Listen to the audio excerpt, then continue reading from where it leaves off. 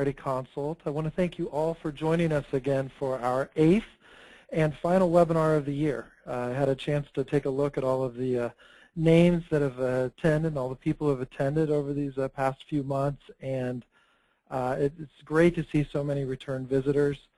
We've really enjoyed the opportunity to provide some great content out there.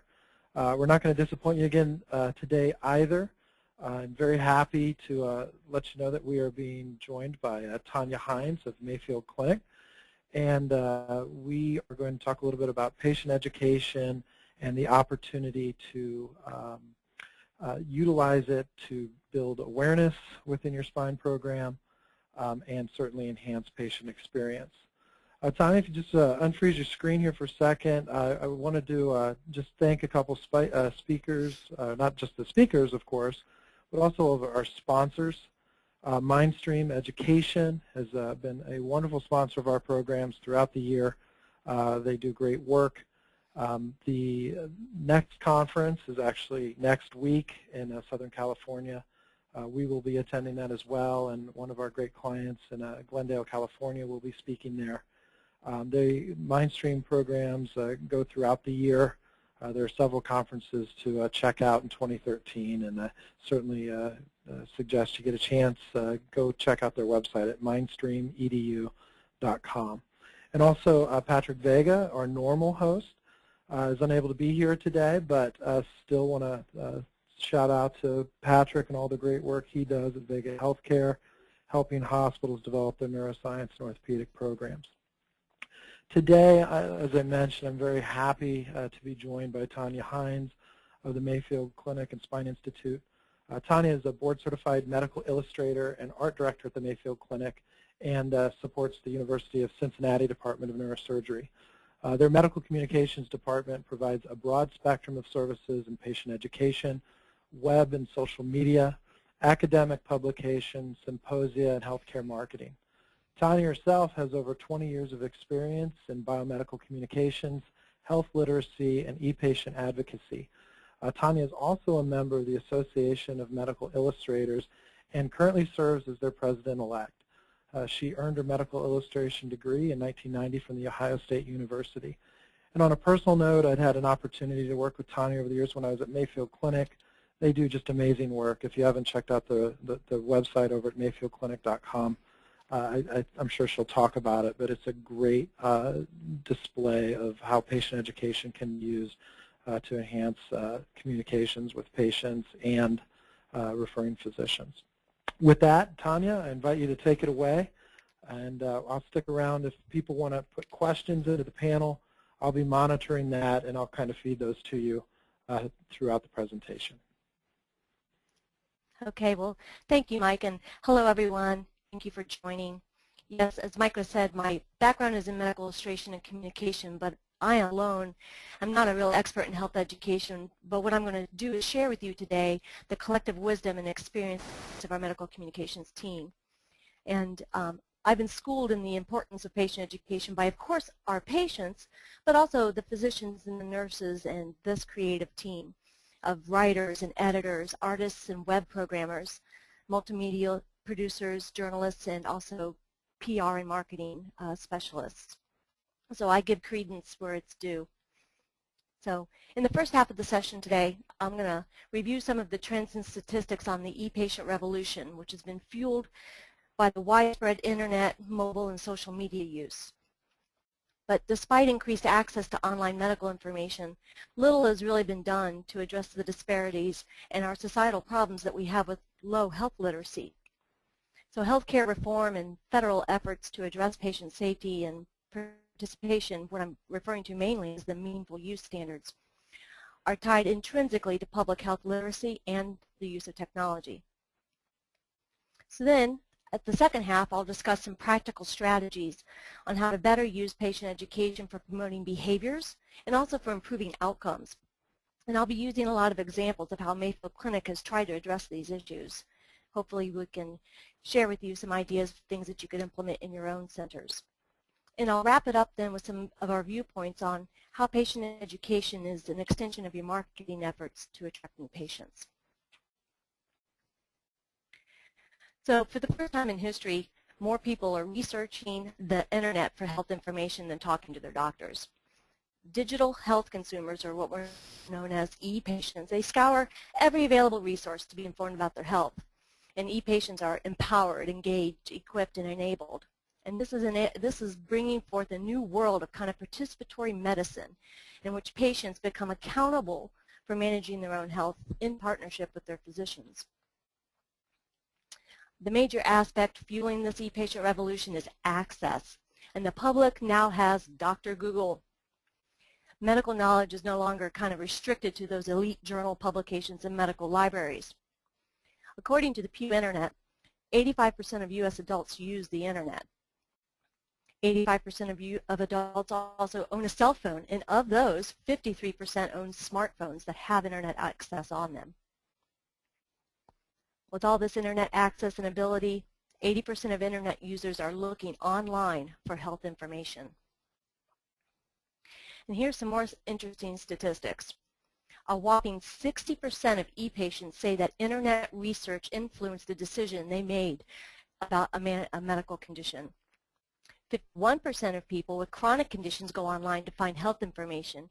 And this is of particular interest to us in chronic conditions like Parkinson's and epilepsy and Chiari and degenerative spine, because we feel that these conditions are most ripe for what we're going to call community building, and we'll talk about that later.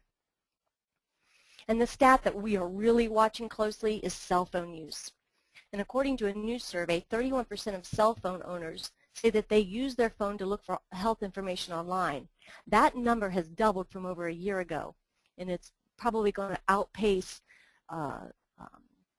regular internet usage. Cell phones are going to be mobile, allow patients to have that immediacy where being tied to a desktop computer or a laptop limits access. And the day is really not far off when doctors will prescribe patients smartphone apps and wearable sensor devices that are just as routine as they prescribe medication and physical therapy.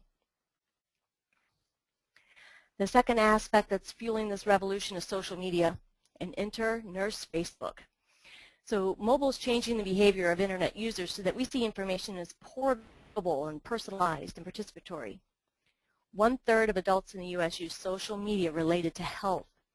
Most of them are following their friends' health experiences. Some are tracking their diet or their exercise with an app, and caregivers are more likely than other internet users to take advantage of social tools. The traditional support group is changing. Discussion boards, Facebook, and allow people to regularly connect with others who suffer the same conditions. It also allows patients to share both their good and bad experiences they've had with their doctors. Word of mouth is much more viral these days. And at Mayfield, we regularly monitor with Google alerts for posts containing our doctors' names or company names, just so that we're aware of what others are saying about us out there. The trouble with online content is that some of it's old, or it's wrong, or it's biased, but the Pew Internet research says that the most trusted source for reliable health information still remains doctors and nurses. And then when it comes to emotional support, coping, and practical advice, they're looking towards their friends and family. So Dr. Google and Nurse Facebook, they don't replace healthcare providers, they really supplement them. The bigger problem with online content is that most of the public can't understand it. So health literacy is the great disparity today. At a time when access to health information is wide open, the public's ability to understand it is very low. Reading, writing, math, calculations, speaking, and listening, all these skills kind of define health literacy. And more than half of patients can't understand a simple graph, read a drug label, or follow pre-test instructions. And while health literacy is low, we found it affects all demographics, but it disproportionately affects the elderly, ethnic groups, people who are poor, people with low education, people with physical and mental disabilities, and non-native speakers of English. Only 10 to 12% of adults have proficient health literacy. For the other 90%, low health literacy is associated with reduced risks of preventative services and management of chronic diseases. It also leads to medication errors and low rates of treatment compliance, hospital readmissions, unnecessary emergency room visits, and longer hospital stays. Accordingly, low health literacy is estimated to cost the U.S. economy anywhere between 106 to 236 billion a year.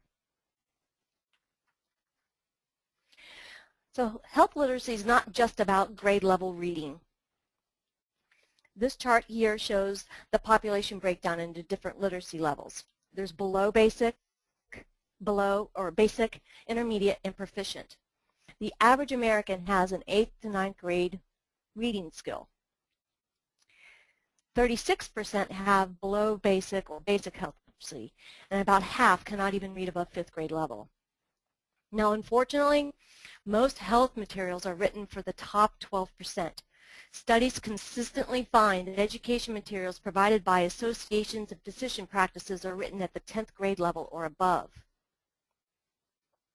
But like I was just saying, health literacy is not just about the grade level, it's about making sure that health information and services can be accessed, understood, and that the services can be used by our patients to make health decisions.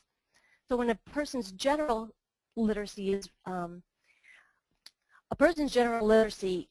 is a barrier because it's partially our fault, because we do things that make it difficult to be understood. We use medical jargon. We use complex forms.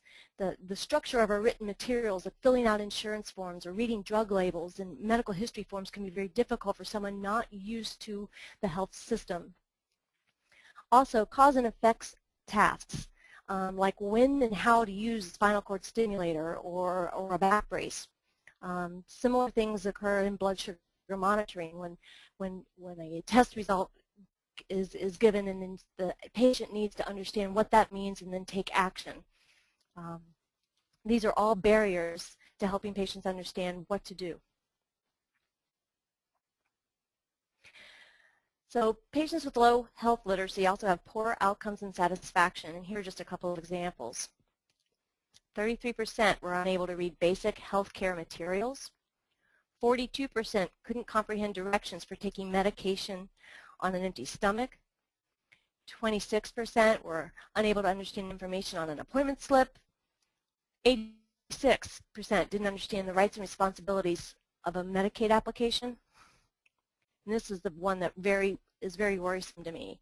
60% do not understand a standard informed consent. So patients have a right to understand so that they can care for themselves. And healthcare providers have a duty to relay that medical information in a way that's easily understood. Medical consumers are a pale reflection of their retail counterparts. So people, they research their next vacation with greater skill and more effort than they do for an upcoming surgery. There are like 50 brands of plasma screen televisions, all made by only 5 different companies. But nonetheless, consumers go out there and they argue and research and they look at all the comparative qualities of the smallest pixel of resolution on a television screen display. But yet they don't take that same attitude and devotion towards learning about their health and making an informed healthcare decision. So experts at the CDC and the American Medical Association, they recommend that patient education materials be written at no higher than a 6th grade reading level in order to reach all those audiences that I showed you before. So health literacy has kind of grown from an under-recognized silent epidemic to a real issue of health policy and reform. And so most of you on this call here are probably very aware of meaningful use. You know, the standards defined by the Centers for Medicare and Medicaid Services. With the release of Stage 2 meaningful use rules, patient engagement is the catchphrase that will be echoing everywhere. The Stage 2 requirements dictate that 5% of patients engage with their doctors through secure messaging or web portals that grant them access to their health records. Now, looking forward to meeting Stage 3 meaningful use requirements, the health IT industry is really all abuzz about secure patient portals and dashboards. These website gateways are tightly integrated with the back-end IT systems and EMR databases. The info button standard was used by many electronic medical record systems suggest that patient education resources would be based on the data from the problem list or their medication list or a lab test result. So that inside the EMR, once a certain code is tagged to a patient's diagnosis or test result, that then inside the portal, appropriate education materials to prepare for that test or a piece of instructions would be then placed inside that portal for the patient to access, and this would improve the patient's ability to know exactly what materials they need to read, and it would be customized specifically to them. Another thing that the government is pushing is through the VA system. Health IT Gov is pushing this Blue Button. Blue Button is a access point for patients to download their actual electronic medical record information, health records, in a format that they can use. So how to provide that secure access and how to allow patients access to the information that they need to either go to care for themselves or to go and see another healthcare provider. That portability is going to be on the horizon, and again, web portals and other means of allowing patients to access what has largely been data held behind inside the healthcare system, that's opening wide. So with so much emphasis on suitability of content and that technology integration that we were just talking about, it's important not to overlook the people educator part of the equation. And really, I think every healthcare organization has to ask themselves, are we really training our staff and our physicians on how to use these teaching tools? Are they knowledgeable about health literacy? And do they customize the content for a given patient?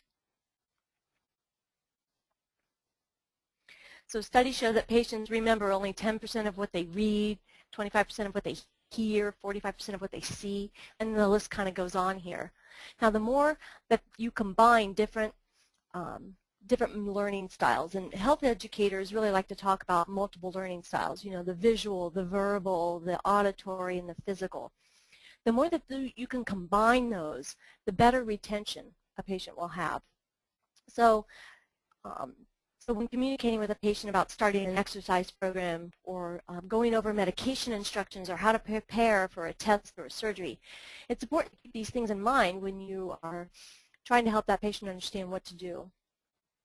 And typically, patient education kind of consists of talking. It's usually how it begins. A physician or nurse explains the diagnosis and the recommendations for treatment, and this is usually done in a language that the patient can understand. But here's the problem. We know that people remember very little of what they hear in the clinic. And sometimes it's because things aren't explained well, or there was too much medical jargon, and also just the stress at that time of when they're being given a diagnosis or told. There's a lot of emotional reaction that's going on at that time that kind of impairs that patient's ability to understand and remember what they're being told. So providing written materials is always good because they can refer to them later afterwards and take them home and share them with their families.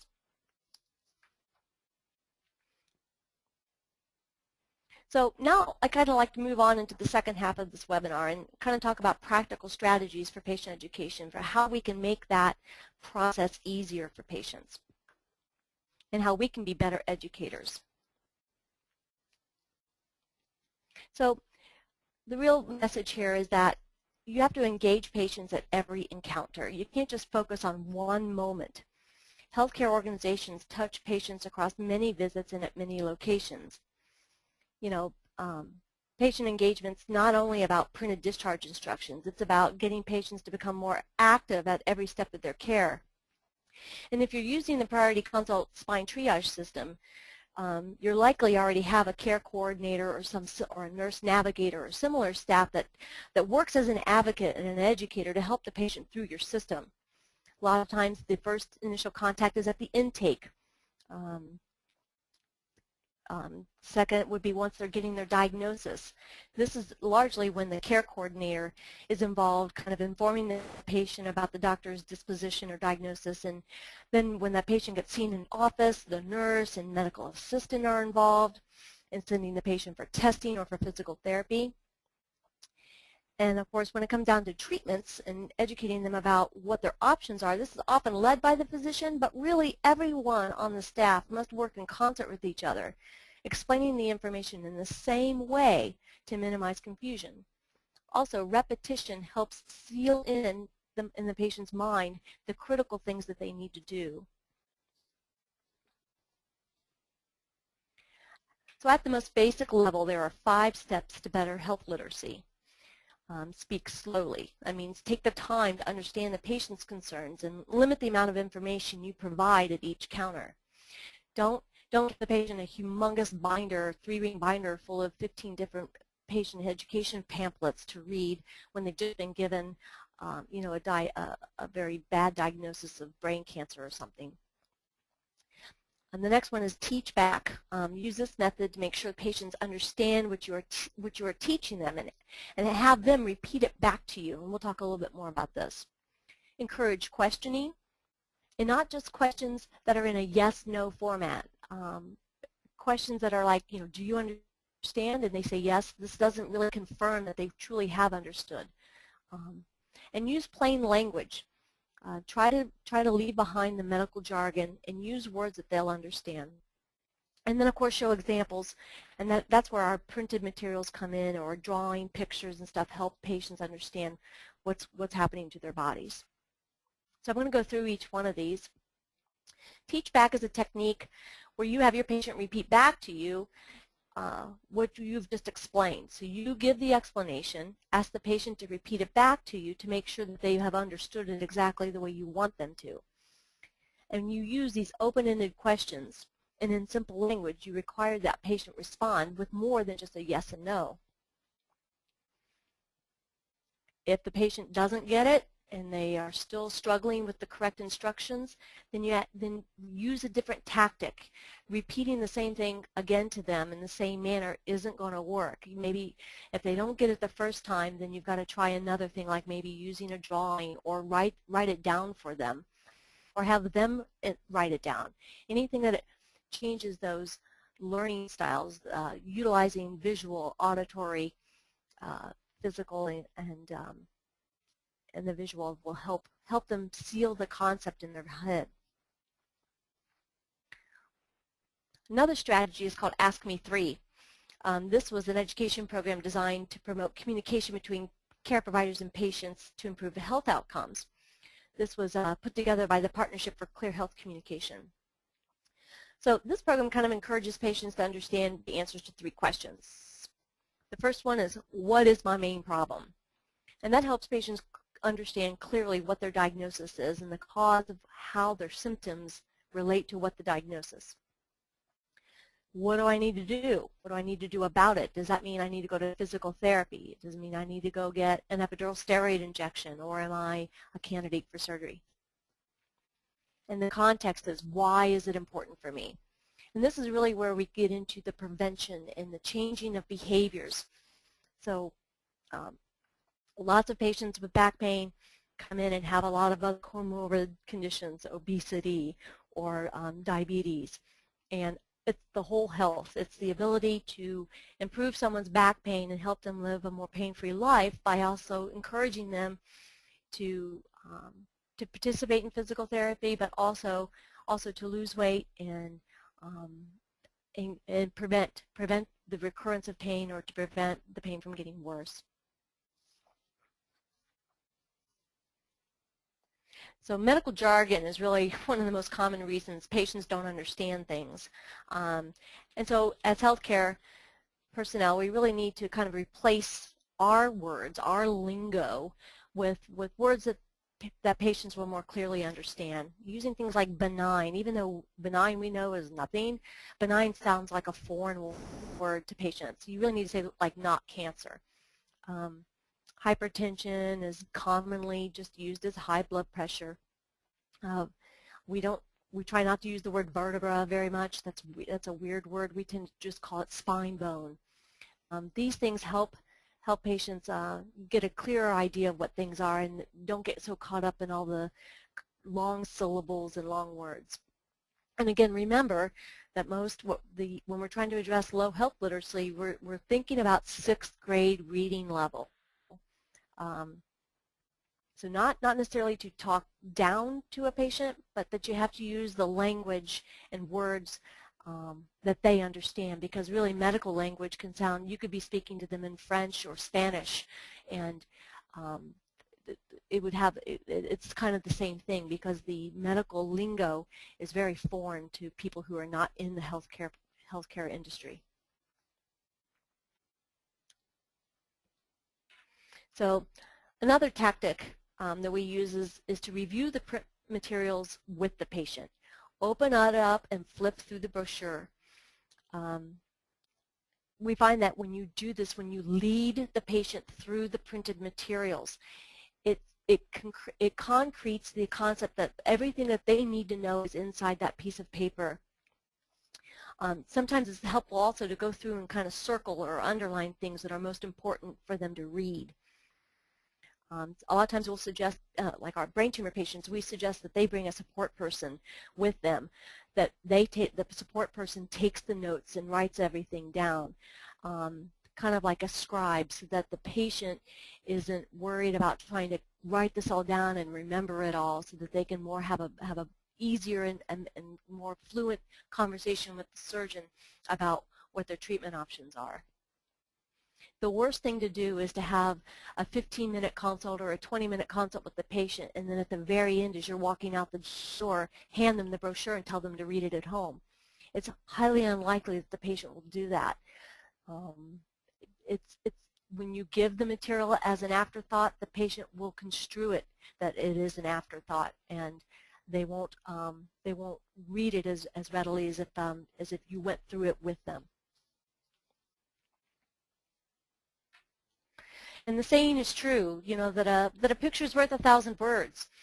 Approximately 65% of the population are visual learners, and the brain processes visual information about 60,000 times faster than text. And studies have shown that visuals, that content with visuals is about 43% more persuasive than ones without. And visuals are not just limited to illustrations. You know, this includes scales and photographs and flowcharts and other visual aids. Even just putting a box around an element of text that's really important, especially if it's a behavior that you want the patient to actually undertake. Those are great ways to help guide that person and to keep their attention as well.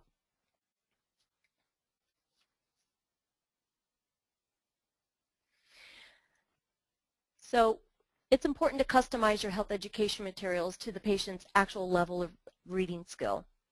And so one thing that we like to do here at Mayfield for people with low health literacy is we use drawing pads.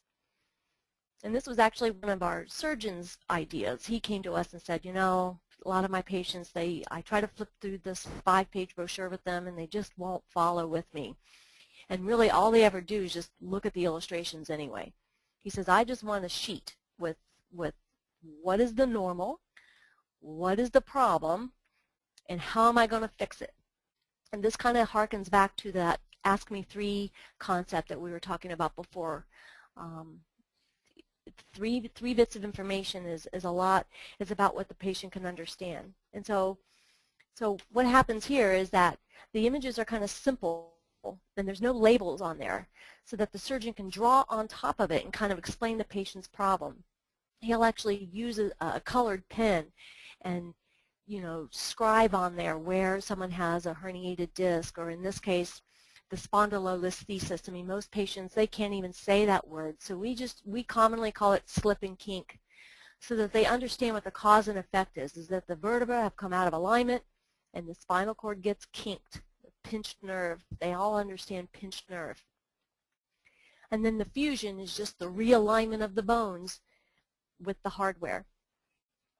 And here's another example that we use for brain tumor patients to help explain how a tumor location can affect brain function and cranial nerves.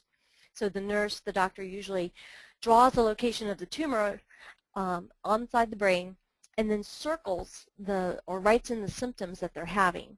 So that, again, that they get that cause and effect relationship, so that it helps them understand what's happening to them. And funny enough, patients absolutely treasure these. And the reason they treasure them is because the doctor drew on it. And I've gotten feedback from some of our surgeons that the patients come back to their post-op visit and bring the drawings with them and try to compare them to the post-op MRI or X-ray that they see to see if what Dr. Bohinski actually drew is exactly what actually happened to them. It's almost like it's kind of interesting how they really latch on to these drawing pads. So posters that are hanging on the walls in the waiting room and exam rooms are also a great way to kind of turn that time where people are waiting for the doctor into educational moments. Ideally, these should be kind of hung near the computer monitor where the diagnostic images are shown to the patient. And the surgeons can also kind of refer to them during the exam and during consultations. So a lot of them we've produced have just been back anatomy or in this case, the one of the blood vessels. Our surgeons who do aneurysms love these because it has a lot of the vessels all laid out and labeled, and then they'll draw on them exactly where the location of the aneurysm is and kind of point to the different vessels.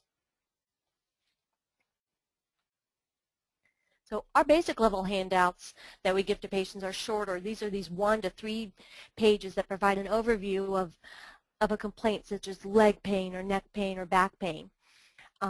These address low health literacy because the first paragraph, which we call the overview, is written at a 6th grade level. And it kind of addresses the key patient self-care measures and it kind of encourages that accountability. What studies have found is that the behavior of low literacy readers is to read the first section and then they skip around and jump around. Basically, that very first paragraph is so important. Actually, the first sentence is so important because if it's full of a lot of long words or complicated words, if you're someone with low health literacy, you'll stop reading instantly. So you got to make it count. We try to make that very first sentence and that first section really count. And we also try to kind of hold their attention in that area with an illustration. Keeping the artwork next to where the descriptive text is really important. Patients can't flip 2 or 3 pages back to go look at where the figure is. And that's typically, journal articles and things like that that our physicians actually publish. That's kind of the style for them. But it doesn't work with patient education. The illustration has to be exactly next to the text that it's describing. And then the rest of the piece, after we get past that first section called overview, the rest of the piece is kind of written at an 8th grade level.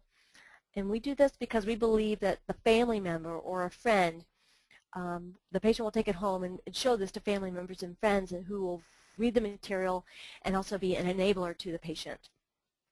We really try to find a balance of literacy level, between the concepts and the words that you can use to describe 6th grade level stuff versus also remember there's that 12% of people who are highly literate, and there are a lot of those people who've gone out on the internet and have done their research and know what some of the big words are. So we don't want to, if we make all of our materials so simple, we're also not advancing the knowledge base of these conditions and giving the vocabulary to those patients that do have the aptitude, do have the desire to be empowered and to learn more about their condition.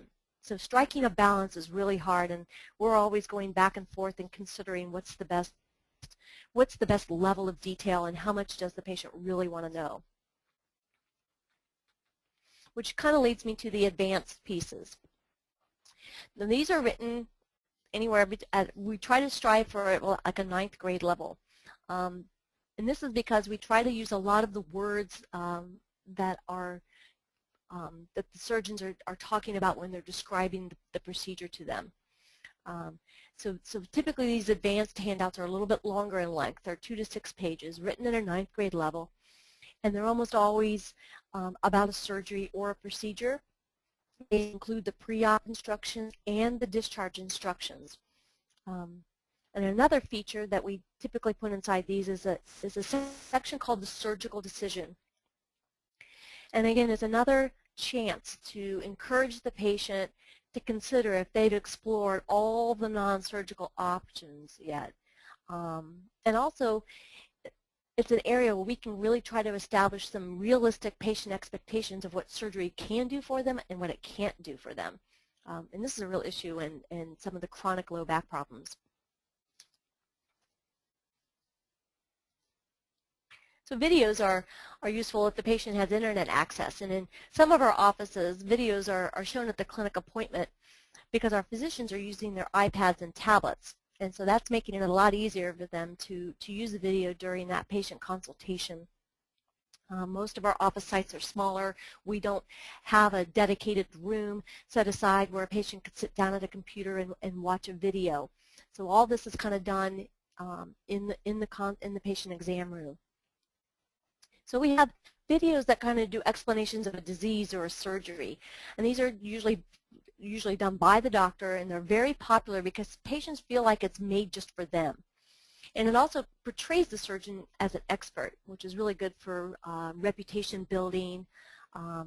Even referring physicians like to come and visit the site and watch these videos because they feel like it gives them and empowers them the ability to help their patient understand, I'm sending you to this doctor because he's an expert in aneurysm surgery, and it gives them that assurance that the patient's going to be treated very well and have all the options explained to them. And another type of video that we found very effective are these patient hope stories. And at Mayfield, our approach to videos is more of a mid-level production for like a YouTube audience. Our belief is that overly produced or very marketing type videos with emotional soundtracks, they don't really pass the sniff test with patients. The perception is that you're something, or that there is bias, that if it's too overproduced. So we like to shoot in the doctor or the patient's environment, not inside of a studio.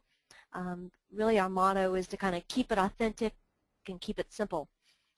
The video down at the bottom, Daryl, that was actually our journalist went out to do an interview of this patient. She just had a little handy cam with her and shot and just set him up in a nice outdoor setting and shot it on her handy cam. And not to mention, this is really cost effective. You don't have to be you don't have to hire a big company to do high-end video production for these. You can any marketing staff person could go out and use these handy cams and put together a pretty decent video, again, for posting on YouTube. So another kind of video that we do are step-by-step guides. These are a little bit longer in length. They're narrated guides. Typically they include surgical footage intermixed with illustrations. And one example I have here that I'm showing on the screen is our DBS video. Deep brain stimulation surgery is for Parkinson's patients, and they're an older population who typically are one of those that have low health literacy. And the problem with DBS surgery is that patients have to be awake for most of it. So there's a lot of anxiety about what's going to happen, and am I going to feel it, and what's it going to look like, and how long is it going to take. So we put together this video following a patient, and it's one of our best videos that we got, or the most viewed video we have on our website. In 2 years, it's had over almost 30,000 views. So that's been very effective for us. Several years ago, we also built some interactive modules for percutaneous rhizotomy and microvascular decompression surgery for trigeminal neuralgia. And these were built in Flash, and we still use them on our site today. However, as technology has changed, they're not viewable on an iPad. So this is another issue I'm bringing up. If you're producing your own educational materials, over time you will end up having a library of materials that have to be periodically reviewed and updated, not only for literacy level, but in this case technology as well. So we're considering what to do with these pieces, whether or not to update them into HTML5 or convert them into an app. We're still deciding.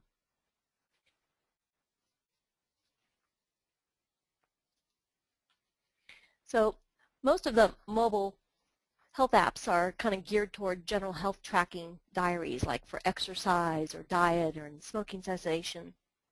And there are many mobile apps on the market to kind of help physicians with patient education. I know a lot of our guys have downloaded some of them and are using them on their iPad in the office with the patient to kind of show anatomy or show a procedure.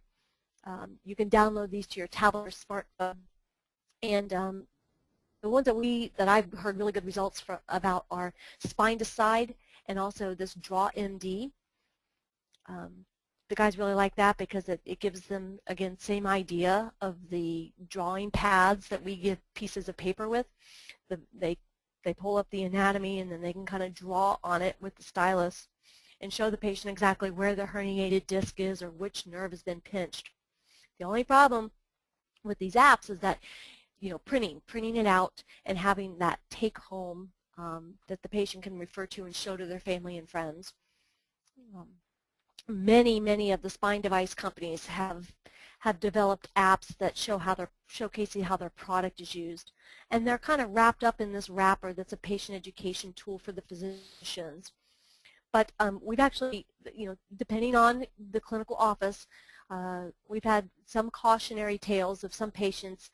They have a little bit of some sensitivity to a physician using a spine instrument company's content materials. They believe that, you know, that maybe there might be a bias or a predisposition to that particular company. But I don't, you know, for the large part, I think it's all in how the physician also uses the tool. You know, if he's constantly dropping the name of what the company is, that also is what gives that impression to the patient that the surgeon is just trying to promote a certain instrument company or spinal fusion device. So another strategy we use is avoiding that information overload, because it can create a lot of anxiety. And so no matter what the content, be it the drawing pads or a written handout, video or iPad instruction, the timing of when to introduce patients to specific materials is an important consideration. So if you're using, again, priority consult triage, you've got a care coordinator that kind of helps and guides that patient to the website over the telephone. And if the patient doesn't have internet access, or they're not inclined to download things off the internet, or they don't have a printer or whatever, then our care coordinator prints the patient education piece out here at the clinic, and then actually mails them to the patient prior to their appointment so they have a chance to kind of review them. Now I will say that we never give a patient a detailed surgery piece until after they've had that appointment with the surgeon. Again, trying not to create too much anxiety and provide information to them in the way that best benefits the course of their care. And then iPad instruction is typically done in office, not online. So some of the modules that we've helped our surgeons produce, sometimes these are just simple keynote presentations that the surgeon has on their iPad.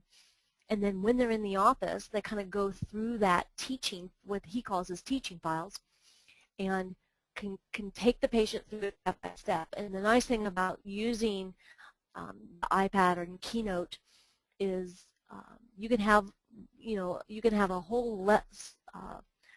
a whole presentation of slides, but depending on what that patient needs, you can kind of skip around and only show them the ones that they need to. And this is what some of our doctors do, because we do have some patients that they watch Discovery Channel, they love all that surgical video stuff, and they want to see it. They want to see what it really looks like. Other patients absolutely don't want to see what it looks like. You know, it's too gross. And what we actually find is that the patient doesn't want to see it, but the family members do. And so that's kind of have to handle that differently, because they're all sitting in the same room together.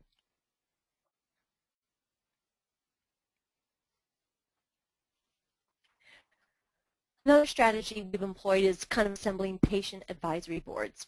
These are comprised of former patients and family members and advocates to kind of give us some valuable feedback and to help us teach us about what that patient experience is at our center. So we've done this for 2 programs at the Mayfield Clinic. One's our brain tumor program and the Chiari malformation program, and we've had some really good results with this. And I'd like to just kind of, way of example, I'd like to highlight a couple interactions from our advisory board that kind of changed our approach on certain things.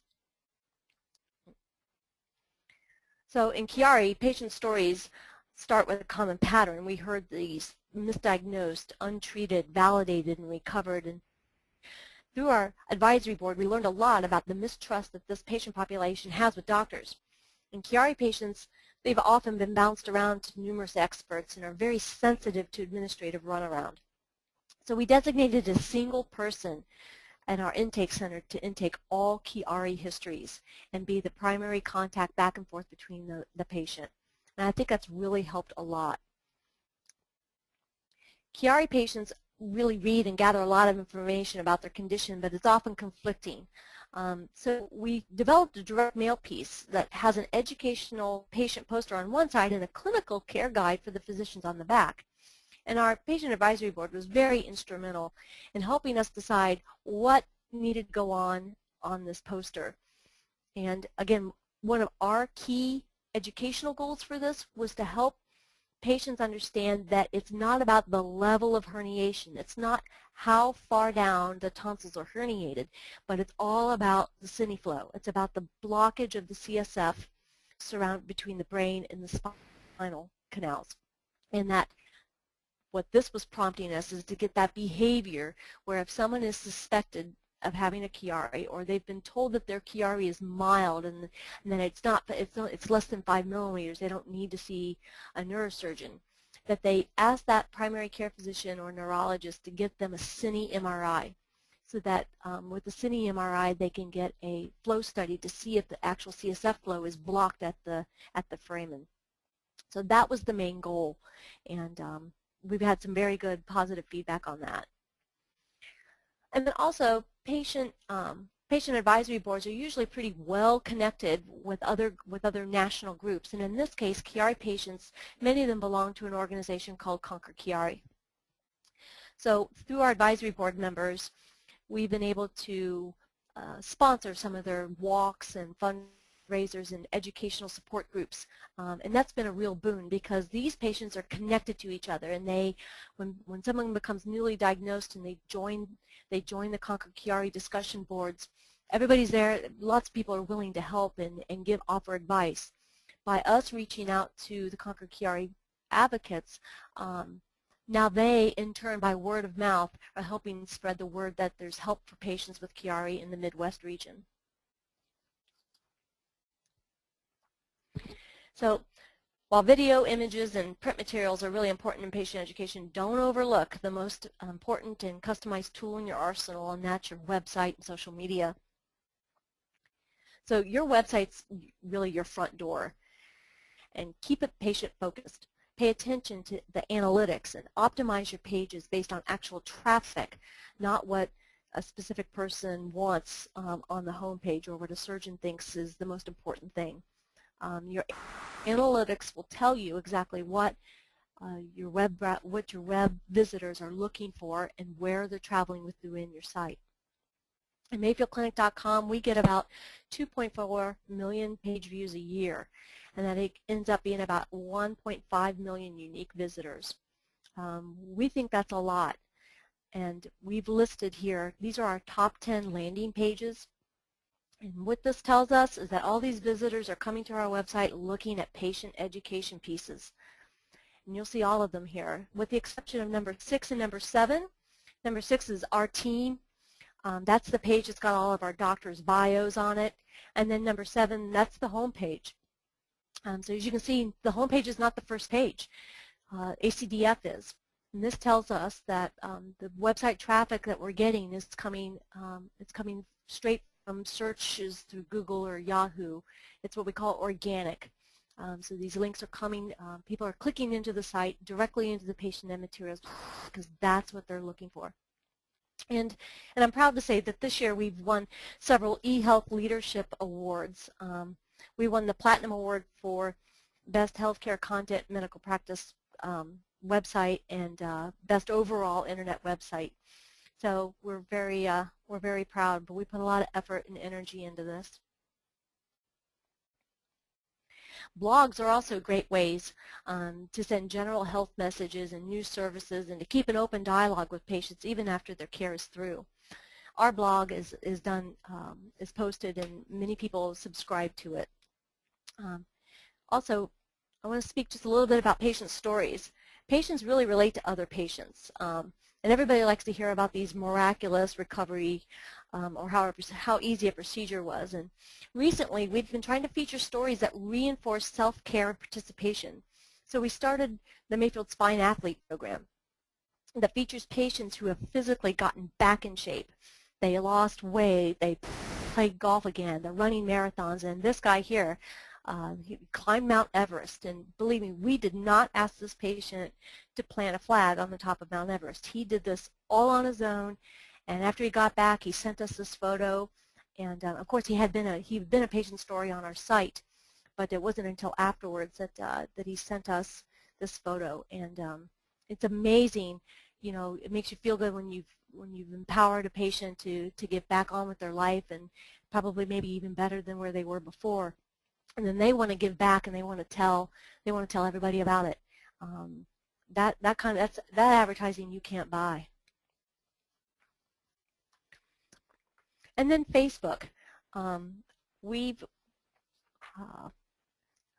post a lot of our other types of information, things that are not necessarily press releases, but things that are of general interest to patients and keep them up to date.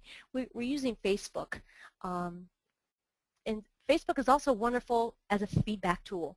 So when patients aren't happy or they are gloriously happy, they're going to let you know.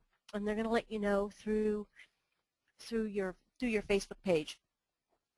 And the other thing that we've been noticing is that once someone has had a procedure done, they'll link to the illustrations and the page within the website, telling their family members, this is what I had done, and that's been really a great way for this to virally spread. So when a patient had a lumbar discectomy and they have put a link on their Facebook page to our website, and then other people like that ends up getting populated and spreads. Well, one thing I want to tell you about social media, and this is always our advice to anyone embracing this, is that social media is a conversation. It's not something that you just post to every 3 months or every 6 months. It's something that you have to have someone dedicated to monitoring all the time, watching who's posting. When patients post questions or are complaining about a wait time or couldn't find an answer to something, you've got to be responsive. That's the expectation that Facebook creates with people. So it's not something, you have to have somebody looking at your Facebook page every day and watching what's coming in and responding to it. You can't just post and forget. And then at Mayfield, we really view patient education as a component of our full marketing plan. You know, so technology is making outbound marketing, such as print ads, TV, advertising, direct mail.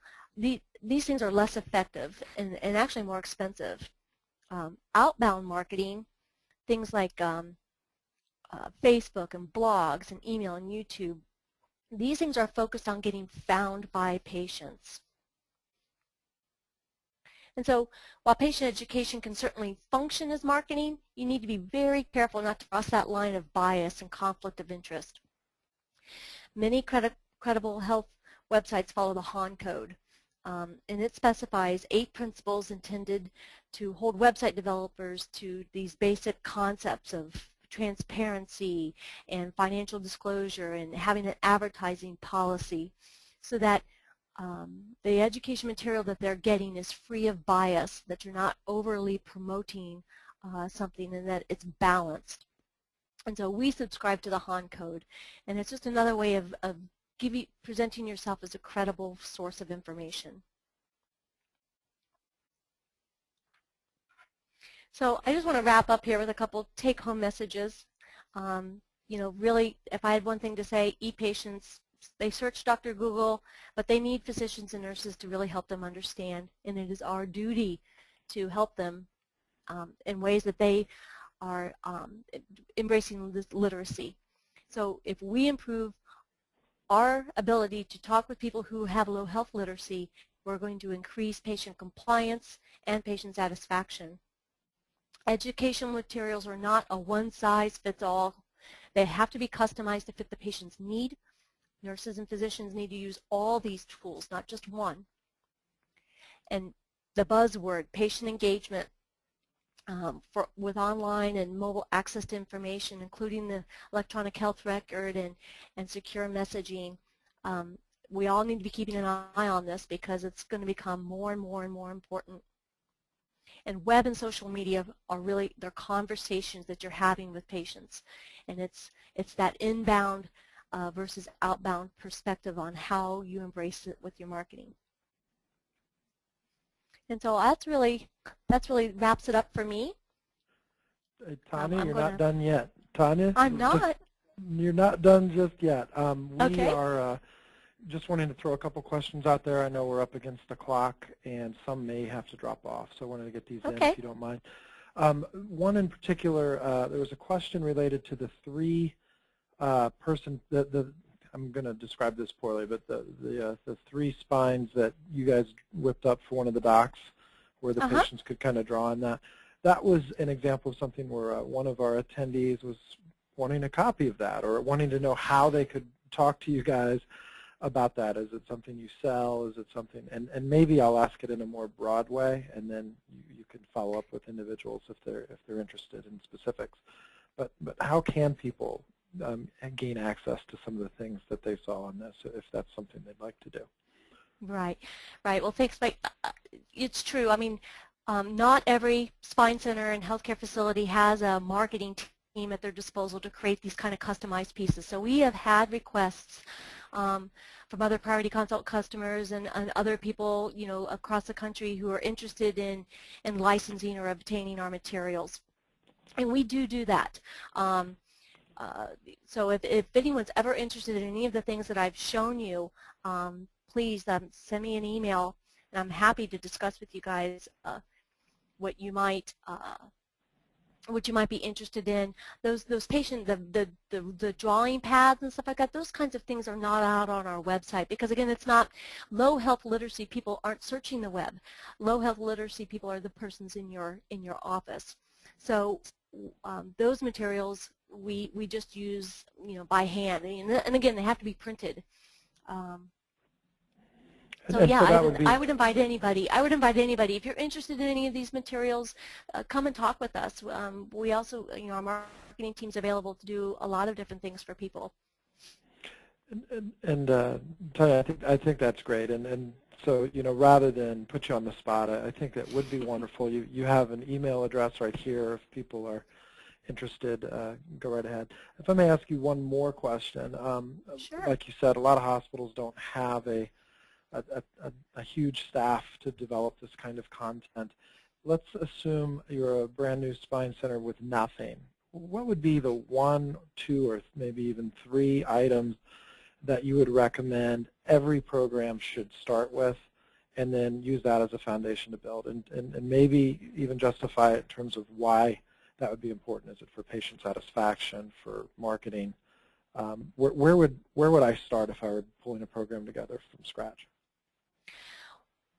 I believe, now others may have a different opinion, I believe that you need to have in your arm,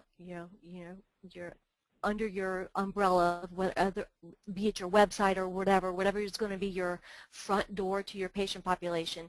You need to have the basics of the conditions that you treat. So most patients, when they're searching online, that initial contact is going to be because they have been told they have back pain, leg pain, sciatica, spondylolisthesis. They don't know how to spell it, and they're going to misspell it. But your website needs to have those kind of core educational pieces. The surgical ones, the step-by-step procedures and things like that, depending on how your center is set up, you may actually send those patients to another outside center. You may not do your own epidural steroid injections and facet injections in-house. So patients are going to get materials from those vendors or from those referral sources that you send the patient to. I think everyone, if you have a spine center or you're a breast care center, I think you have to have a core of the basic of the initial diagnoses. Let's put it that way, and then later you can develop the surgical pieces. Did that answer the question? No, I think that's actually somewhat basic, and yet there are a lot of programs out there who don't follow that simple advice. And I guess on some level, I think you talk to some marketing folks, and the first thing they want to talk to you about is we got to get a Facebook page out there, or we've got to get some of those things. So to focus on those basics, I think is wonderful. Well, and it's all about content. Absolutely. I'm sorry, Mike. Absolutely. Go ahead. No, absolutely. I was actually going to say that we are at our 4 o'clock. There are going to be some more questions. I would encourage you to follow up with Tanya or with us at Priority Consult if you'd like to learn more. As I mentioned at the beginning of this webinar, this is the last one of the year. I just want to thank so many people who have attended religiously, month to month. We've really enjoyed putting these on and promise that we will be starting these up again in January. Our next topic is going to be nurse navigation, and very specifically we're going to bring in 2 or 3 navigators to talk about what they do on a daily basis. It's such an important component of an integrated spine program. Obviously it's very significant to what we promote here at Priority Consult, so we want to spend a little time on that. And finally, we are going to be launching a new website starting tomorrow, so I encourage you all to check out priorityconsult.com. You will soon see a version of this presentation available for those that maybe couldn't make it today. Maybe a colleague you'd like to make sure they check this out as well. So I just want to thank Tanya so much for her time. Her team does such a great job. It's been a pleasure to work with all of you, and I wish you all happy holidays, and we'll see you again in January. Thank you. Thank you, Mike.